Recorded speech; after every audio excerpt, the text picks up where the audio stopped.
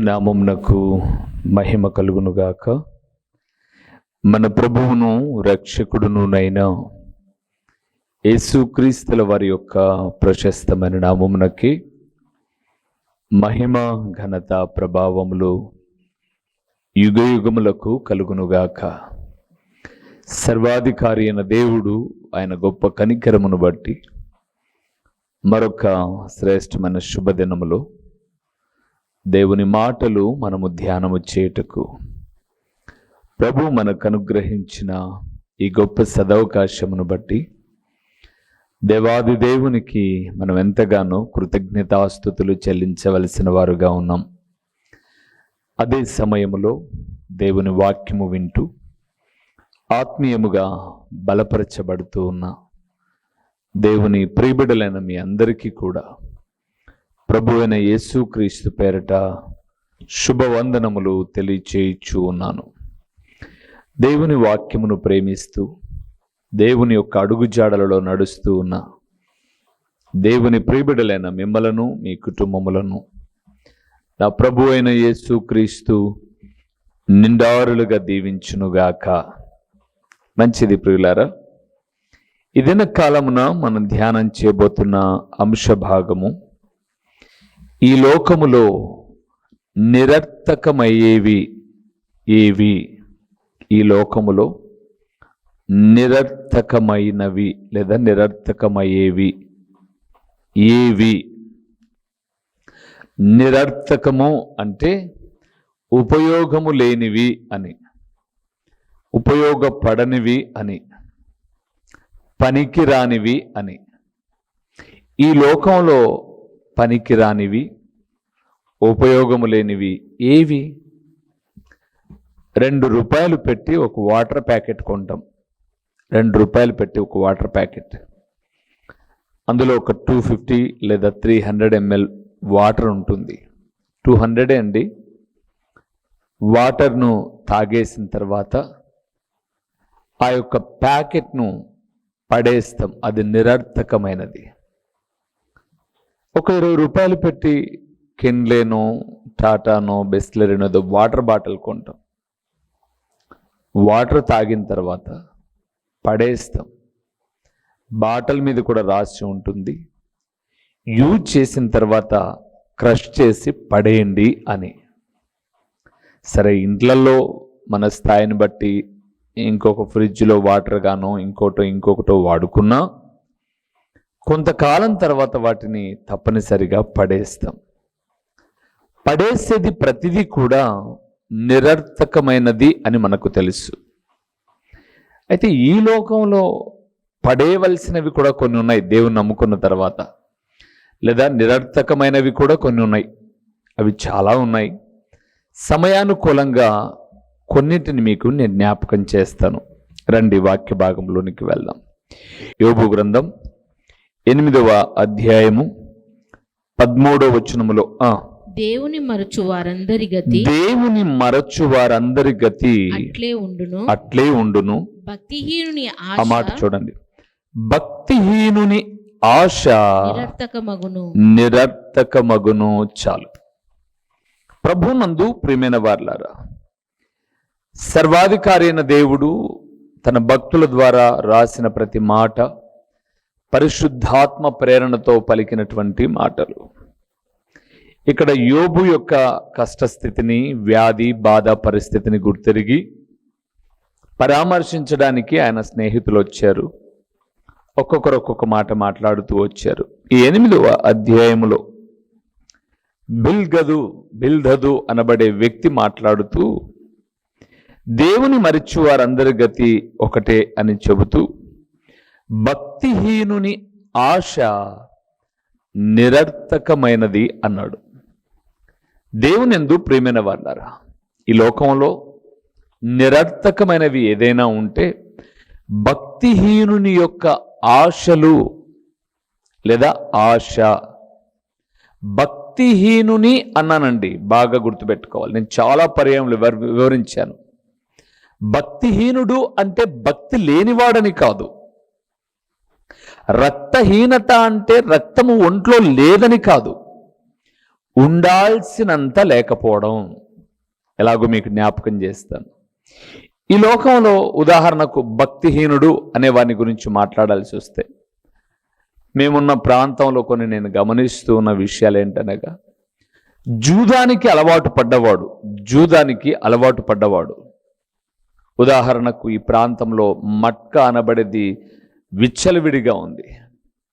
ఈ జూదానికి అలవాటు పడేవాడు వాడు కూడా ప్రార్థన చేసుకుంటాడు. ఏమనో తెలుసా, నేను రూపాయో 2 రూపాయలో 10 రూపాయలో వేస్తున్నాను, నాకు దండిగా డబ్బులు రావాలి అని. ప్రార్థనలో భక్తి ఉంది, కానీ చేయాల్సిన పని కరెక్ట్ అయింది కాదు. ఇంకా మీకు జ్ఞాపకం చేస్తాను, ఈరోజు పాపపు పనిని ప్రార్థనతో వాడుకునేవారు కూడా లేకపోలేదు. అయితే దేవుడు అన్నాడు, అలాంటి ఆశ నిరర్థకమైనది.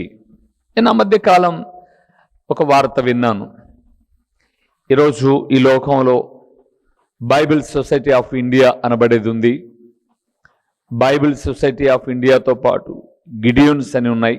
అంటే మనం చూస్తూ ఉన్నప్పుడు ఎవరికో ఒకరిద్దరికి వచ్చిన ఆలోచనల చేత హోటళ్లలో, హాస్పిటళ్లలో, స్కూల్స్ దగ్గర, కాలేజీలలో కొంతమంది మంచి ఉన్నతమైన ఉద్యోగంలో ఉన్నవారు ఒక న్యూ టెస్టిమెంట్ బైబిల్ను సంఘాలలో పరిచర్య చేస్తున్న సంఘస్థులను కానుక అడిగి ఒక్కొక్క బైబిల్ ప్రింట్ చేయడానికి 50 రూపాయలు ఖర్చు అవుతుందట.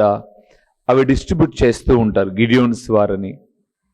ఇక బైబిల్ను కూడా మనం చూస్తున్న ఈ బైబిల్ ప్రింట్ కావడానికి చాలా ఖర్చు అవుతుంది. కానీ దేవుని మహాకృప, అనేక మంది బిడ్డల యొక్క దాతృత్వం, మనకు తక్కువ ధరలో బైబిల్ దొరుకుతూ ఉంది. ఎందుకు ఈ మాట చెప్పానంటే, ఒకప్పుడు నేను చూసిన విషయం ఏంటనగా, బైబిల్ లేకోకుండా చేయాలి అని, బైబిల్ అంతా అభూత కల్పన అని, బైబిల్ యొక్క తప్పుడు గ్రంథము అని సృష్టించాలి అని ఒక వ్యక్తి చాలా ప్రయత్నం చేసి, చాలా అప్పు కూడా చేసి, ఒక ప్రింటింగ్ మిషన్ను, ఒక పెద్ద భవనాన్ని కొని ఎంచక్క అందులో అన్ని కూడా సమకూర్చాడు. ఎందుకు? బైబిల్ తప్పు అని నిరూపించి, బైబిల్ తప్పు గ్రంథము అని చెప్పడానికి కొన్ని పత్రికలు ముద్రించాలని. ఒక్క పత్రిక కూడా ముద్రించలేకపోయాడు. ప్రింటింగ్ మిషన్ కొన్నాడు, ఇల్లు కొన్నాడు, పెద్ద ఇల్లు, అందులో ప్రింటింగ్ ప్రెస్ పెట్టాడు. త్వరలో పని వాళ్ళను చూసుకొని ఇక బైబిల్ తప్పు అనే ఆధారాలతో రూపించాలి అనుకున్నాడు. వాడి వల్ల కాలేదు. విచిత్రం ఏంటో తెలుసా? అప్పులు అధికమైపోయాయి.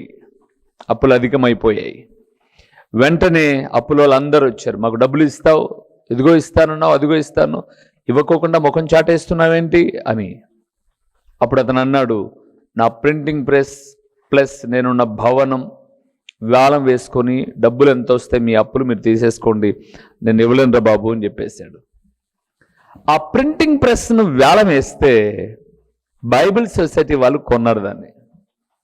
ఎక్కడైతే బైబిల్ తప్పు అనే ఆలోచనలను పుట్టించి పత్రికలు ముద్రించి పంపిణీ చేయాలి అని అనుకున్నాడో, అక్కడ జరిగిన విషయం ఏంటంటే, ప్రభునందు ప్రియులారా, అక్కడనే కొనబడ్డం, లేకపోతే ఆ ప్రింటింగ్ ప్రెస్ను కొనడం, అంత మాత్రమే కాకోకుండా బైబిల్ను అక్కడి నుంచే ప్రింట్ చేయడం జరిగింది.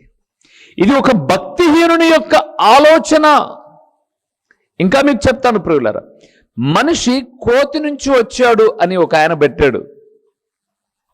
కోతి నుంచి వచ్చాడు అని, మనిషి మనిషిగా పుట్టలేదు, కోతి నుంచి పుట్టాడు అని చెప్పేసి ఏవేవో పరిశోధనలు చేశాడు భక్తిహీనుడు. చివరికి దేవుని సృష్టి మనిషి అని ఒప్పుకొని చచ్చాడు.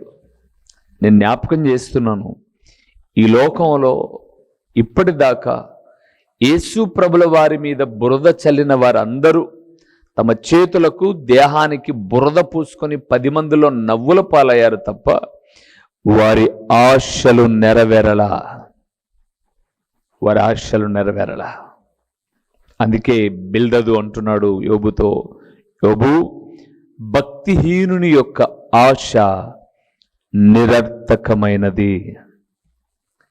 ఈరోజు ఈ మాట వింటున్న దేవుని కుమారుడా, దేవునికి విరోధముగా ఏమేమి ప్రయత్నాలు చేస్తున్నావో అది భక్తే, అది భక్తే.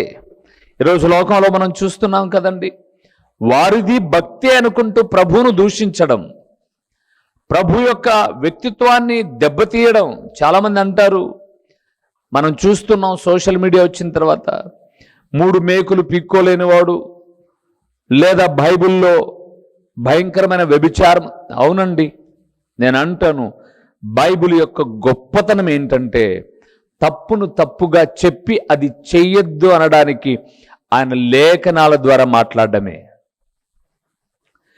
నిజంగా ఇందులో తప్పును తప్పు అని చూపకపోతే తప్పు అనేది తెలిసేది కాదు. చాలామంది ఏదో ఒక వాక్యాన్ని పట్టుకొని ఈ గ్రంథంలో అలాగుంది ఇలాగుంది అంటారు. నన్ను అడిగితే చెప్తాను ప్రియులారా, ఈ గ్రంథంలో మాత్రమే తప్పును తప్పు అని చెప్పారు, కానీ ప్రపంచంలో తప్పు చేస్తున్న వాళ్ళందరూ నివురు కప్పిన నిప్పు మాదిరి ఆ తప్పులు కప్పిపుచ్చుకొని బ్రతికారు. వారి భక్తిహీనత ఒక దినాన బయటకు వచ్చి సిగ్గుతో తల వంచుకుంటూ ఉన్నారు. దేవుడు మాట్లాడుతున్నాడు ఈ సమయమందు, ఈ లోకములో నిరర్థకమయ్యేది భక్తిహీనుని యొక్క ఆశ. ఆశ రెండవది ఏమి నిరర్థకం అవుతుందో ఒకసారి చూద్దామా. రోమీయులకు రాసిన పత్రిక 6వ అధ్యాయము 6వ వచనం. ఏమనగా మనమికను పాపమునకు దాసులము కాకుండుటకు పాప శరీరము నిరర్థకమగునట్లు చాలు. రెండవది ప్రియులారా, పాప శరీరము నిరర్థకమగుతుంది. ఇప్పుడు ఈ శరీరం ఉందండి, నాకు మీకు, వాక్యం వింటున్న మీకు, శరీరముతో ఉన్నాం మనం. ఈ శరీరము బైబిల్ గ్రంథంలో కొరింథీయులకు రాసిన 1వ పత్రిక తర్వాత మీరు 15వ అధ్యాయాన్ని చదివితే, ఈ మృతమైన శరీరము అమర్త్యతను ధరించుకోవాలి అనంటే ఈ ప్రాణాత్మ దేహములతో లేదా ఈ శరీర ఆత్మలతో ప్రభువును గణపరచాలి. లేదు ఈ శరీర ఇచ్ఛలకు అలవాటు పడి, ఈ శరీర సుఖాలకు అలవాటు పడి ఆత్మను చంపేశామనుకోండి, ఒక దినాన ఈ శరీరము నిరర్థకమై అగ్నిలో యాతన పడుతుంది. అందుకే అక్కడ అన్నాడు, బాప్తిస్మమును గురించి చాలా చక్కటి మాటలు మాట్లాడుతూ, బాప్తిస్మ యొక్క గొప్పతనాన్ని చెబుతూ, ఈ శరీరము లేదా పాప శరీరము నిరర్థకమవుతుంది అన్నాడు. దేవునందు నాకు ప్రియమైన వాళ్ళారా, మొదటిది భక్తిహీనుని ఆశ నిరర్థకమవుతుంది. రెండవది పాప శరీరము నిరర్థకమవుతుంది. మూడవది చూద్దామా, కొలస్సీలకు రాసిన పత్రిక 2వ అధ్యాయము 8వ వచనాన్ని ఒకసారి మనం చదుదాం ప్రియులారా. 8వ వచనాన్ని మనం చదుదాం. ఆయనను అనుసరింపక మనుషుల పారంపర్యాచారమును అనగా ఈ లోక సంబంధమైన మూల పాఠములను అనుసరించి మోసకరమైన నిరర్థక తత్వ జ్ఞానము చేత మిమ్మును చెరపట్టుకొని పోవు వాడెవడైనా ఉండునేమో అని జాగ్రత్తగా ఉండుడి. మీరు బాగా విన్నారా మాట? ఊరికి అలాగ చదివేసి స్క్రీన్ మీద పడగానే ఏదో వినేసాం అని అనుకున్నారా? 8వ వచనంలో చూస్తే మనుషుల పారంపర్యాచారము నిరర్థకమవుతుంది అన్నాడు. ప్రభునందు నాకు ప్రియమైన వారలారా, మూడవది మనం చూస్తున్నప్పుడు మనుషుల యొక్క ఆచారాలు నిరర్థకమవుతాయి. ఈరోజు చాలా మందికి తెలియని విషయం ఏంటంటే, ఆచారము అనబడేది ఒక మనుషుని యొక్క ఆలోచనలో నుంచి వచ్చిందే తప్ప దేవుని ఆలోచనలో నుంచి వచ్చినది కాదు అన్న విషయాన్ని జ్ఞాపకం చేసుకోవాలి. అందుకే అక్కడ అన్నాడు మనుషుల పారంపర్యాచారాలు. అవునా? ఈరోజు ఈ వాక్యం వింటున్న దేవుని కుమారుడా, కుమార్తె, ఒకప్పుడు మనము ఎన్ని ఆలోచనలు, ఎన్ని పారంపర్యాచారాలు అనుభవిస్తూ వచ్చాం. ఈరోజు చాలా వెనకబడిపోయాయి. చూడండి, ఒకవేళ మన పూర్వీకులు ఆచరించిన ఆచారాలు ఈరోజు మనం ఆచరిస్తున్నామా? లేదే. జ్ఞానం పెరిగిపోయింది. అందుకే మనిషిలో చైతన్యం వచ్చింది, మనిషిలో ఆలోచించే జ్ఞానం వచ్చింది, దేని మ్రొక్కాలో మ్రొక్కకూడదో అర్థమవుతూ ఉంది. ఒకవేళ అన్యుల గురించి నేను మాట్లాడడం లేదు, కానీ క్రైస్తవుల గురించే మనం మాట్లాడుకోవాల్సి వస్తే, మన తల్లిదండ్రులు లేదా మన పూర్వీకులు అనబడేవారు యేసుప్రభుల వారి యొక్క రూపం ఏదైతే ఉందిలే అని అనుకున్నారు కదండి. ఆ రోజు ఫోటోలు చూస్తే ఈరోజు నవ్వులేస్తాయండి, నవ్వు వస్తుందండి. ఒకవైపున మరియమ్మ ఫోటో, ఒకవైపున యేసుప్రభు ఫోటోలు ఉంటాయి ఎక్కడ చూసినా. మా బాల్యంలో తెలియనప్పుడు వీళ్ళు భార్యాభర్తలా అని అడిగేవారు. ఎంత తప్పు!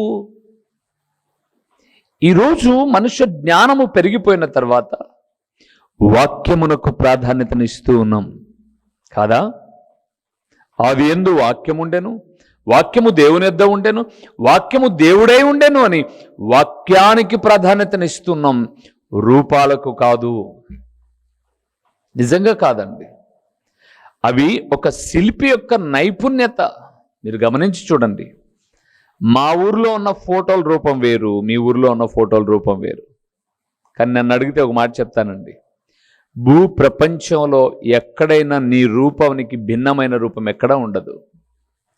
లోకంలో పోలిన మనుషులు 7 మంది ఉన్నారు ఇవన్నీ అంటారు, కానీ నేను అడుగుతాను, ఈరోజు చాలా సోషల్ మీడియా అడ్వాంటేజ్గా ఉంది.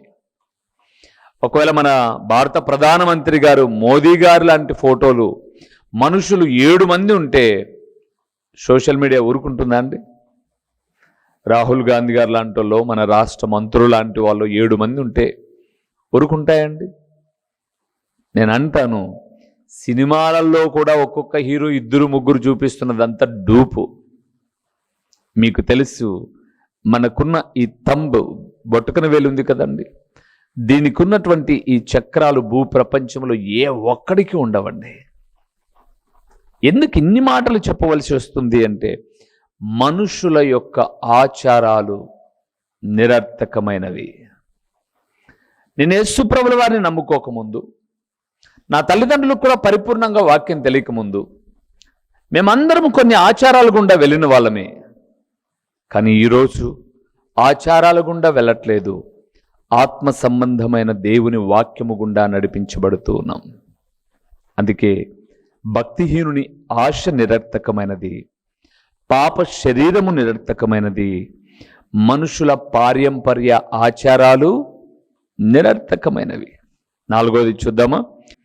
కొరింథీయులకు రాసిన 1వ పత్రిక 2వ అధ్యాయము 6వ వచనాన్ని చూద్దాం. 6వ వచనాన్ని చూద్దాం. పరిపూర్ణులైన వారి మధ్య జ్ఞానము బోధించుచున్నాము, అది ఈ లోక జ్ఞానము కాదు, నిరర్థకులైపోవచ్చున్న ఈ లోకాధికారుల జ్ఞానమును కాదు, కానీ చాలు. 4వది ప్రియులారా, లోక జ్ఞానము నిరర్థకమైనది. మరలా చెప్తాను, ఏది? లోక జ్ఞానము నిరర్థకమైనది. ఏంటన్నా అలా అంటారు? చెప్పనా ప్రియులారా, ఈ భూమి మీద ఎన్నో కనుగొంటున్నారు కదండి. దేహంలో ఉన్న అవయవాలను మార్చడానికి ఎన్నో ప్రయత్నాలు చేస్తున్నారు, సృష్టికి ప్రతి సృష్టి చేయడానికి. ఒక మాట అంటాను, అదంతా కూడా నిరర్థకమైనది. దేవుడు ఒక మనిషిని చేశాడు. ఈ ప్రపంచములోని శాస్త్రవేత్తలు అందరూ కలిసి మనిషిని చేయగలరా? కాదు కదండి. రోబోలు ఎన్నో వచ్చాయి. రోబో ఒక మనిషి చేసే పని 10 మంది చేసే పని ఒక రోబో చేస్తుంది. నేను అంటాను, ఒకరు చేసే పని 10 మందిని యంత్రాలు చేయగలుగుతున్నాయి, కానీ మనిషిని చేయలేవు. రక్తాన్ని తయారు చేయలేవు. చేస్తాయండి? రక్తాన్ని తయారు చేయగలవా? మనిషి దేహానికి రక్తము చాలా ప్రాముఖ్యమైనది, గుండె చాలా ప్రాముఖ్యమైనది. వీటిని తయారు చేయగలడా? మనిషి చేయగలడా? చేసి అమర్చగలడా? అమర్చిన అది ఎప్పుడు ఆగిపోతుందో తెలియదు. మనిషి చాలా ఉప్పొంగుతున్నాడండి. చంద్రమండలానికి వెళ్తున్నానంటున్నాడు. నువ్వు ఏ మండలానికి వెళ్ళినా మనిషి యొక్క జీవనోపాధి నిమిత్తమై భూమి మీద ఉండాల్సిందే. ఆ మధ్యకాలంలో కొన్ని చూస్తే చంద్రమండలంలో కూడా ప్లాట్లు వేశారంట. అయ్యో బాబోయ్, నేను అంటాను, చంద్రమండలానికి ఒకసారి వెళ్ళి కొంతకాలం ఆ గ్రహం మీద ఉండి వచ్చిన వాళ్ళు భూమి మీదకి వచ్చారు. ఈ మధ్యకాలంలో మనం చూసాం. వాళ్ళు పూర్తిగా నడక మర్చిపోయారు, కూర్చోవడం మర్చిపోయారు. వారి వైఖరి పూర్తిగా మారిపోయింది. అందుకే వారిని కొన్ని నెలల పాటు ఫిజియోథెరపీలు ఇచ్చి వైద్యశాస్త్రము ఎన్నో ప్రయత్నాలు చేసి మరలా వారికి నడక నేర్పిస్తూ ఉంది. నేను అంటాను, నివాసయోగ్యమైనది భూమి. ఒకవేళ ఎవరైనా అక్కడ కొంటే మాత్రం పోయి రాగలరా? ఫ్లైట్లోనే ఇక్కడ నుంచి అక్కడికి వెళ్ళి రావడానికి ఎన్నో ఆంక్షలైతే మరి చంద్రమండలానికి వెళ్ళి ఏం చేసి వస్తాం మనం? మనిషి ఏవేవో కనిపెడుతున్నాడు, ఏవేవో వెతుకుతూ ఉన్నాడు. కానీ దేవుని బిడలారా, లోకములో ఉన్న జ్ఞానం అంతా వ్యర్థం, నిరర్థకమండి. అంటే ఉపయోగం లేనిది. అందుకే బైబిల్ గ్రంథాన్ని చూస్తే దేవుని జ్ఞానము శాశ్వతమైనది. ఈ భూమి మీద చాలామంది చాలా కనిపెట్టారండోయ్, చాలా కనిపెట్టారు. కనిపెట్టిన వాళ్ళందరూ చెప్పిన మాట, దేవుడిచ్చిన జ్ఞానమును బట్టి కొంత మేము చేయగలిగాం, అవి స్థిరమైనవి కాదు అన్నారు. దేవుని బిడ్డలారా, ఏదైనా ఉన్నది ఉన్నట్లుగా మాట్లాడితే విమర్శ అంటారు. కానీ మీరు ఆలోచించండి, ఈరోజు ఈ లోకంలో వాక్యం చెప్పే వాళ్ళకన్నా ప్రవచనాలు చెప్పే వాళ్ళు ఎక్కువైపోయారు. ఎందుకు? దానివల్ల సొమ్ము చేసుకోవడం చాలా తేలిక. నేను అంటాను, ప్రవచనములు నిరర్థకములు అవుతాయి. ఆ మధ్యకాలం చెప్పారు, గవర్నమెంట్ పలాని వాళ్ళు ఫామ్ చేస్తున్నారు, ఓ రై అని తిరుగుతున్నాయి, కార్లు తిరుగుతున్నాయి, ఫ్యాన్లు తిరుగుతున్నాయి అని వేల మంది సభలో మాట్లాడారండి. ఏమైంది?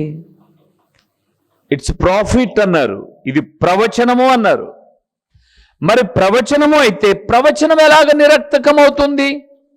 దేవుని వాక్యం చెబుతుంది ప్రవచనము నిరర్థకము కాదు మామూలుగా. కానీ ఈరోజు లోకంలో ప్రవచనాలన్నీ నిరర్థకమైపోతున్నాయి. నేను అంటాను, వాక్యం చెప్పాలి, ప్రవచనాలు వద్దండి. ఈరోజు లోకంలో చాలామంది ప్రవచనాలు వెంట, బ్రదర్ జరగబోయేది చెప్తాడంట.